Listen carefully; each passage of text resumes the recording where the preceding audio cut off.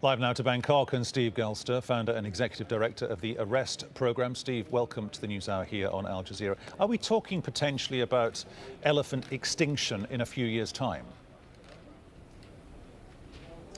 Well, with 450,000 left in Africa and 50,000 being killed a year, you put the math together. They're moving faster than ever. So I think extinction is already facing the elephant in the face. We got to move quickly here.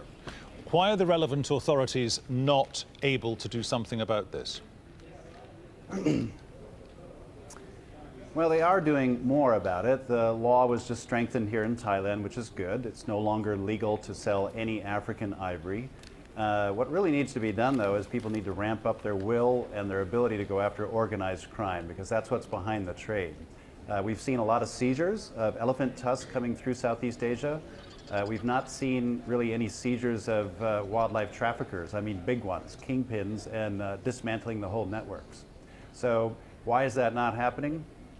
Partly a lack of capacity, but largely because people know that the folks behind this trade are powerful, they've got money, they're linked to some politicians, and so it's difficult for frontline law enforcement officers to go after influential folks unless they have top-level political will to go after organized crime and corruption.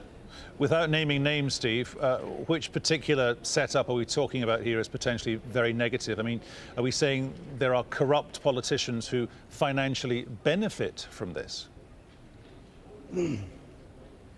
First of all, there's very good officers and there's a lot of good politicians. We're seeing political will improve. We're seeing people care more about this issue here. That's the good news. The fact of the matter is, though, that there's organized crime groups that straddle the border between Thailand, Laos, Vietnam, and China, who have been in place for decades, moving wildlife. This isn't a new problem. They've been moving all sorts of species for years and years. So to uproot that kind of strong, corrupt infrastructure is not easy. So with so many problems facing the government out here, I mean, drug trade, terrorism, etc., it's not easy to focus them just on wildlife crime. So what we've been trying to show them is that these wildlife trafficking syndicates are oftentimes involved in drug trafficking also. So it makes a lot of sense for them to bring their anti-organized crime units together to target ivory traffickers and other wildlife traffickers too. In that chain of supply and demand, where is the best pinch point for the authorities to target their efforts?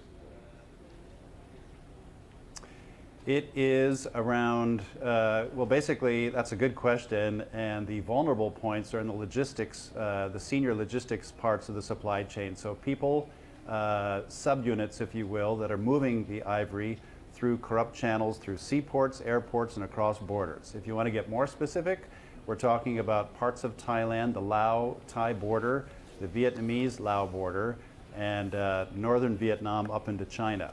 That's where these companies have established connections and infrastructure over the last few decades. Steve Galster, thank you very much.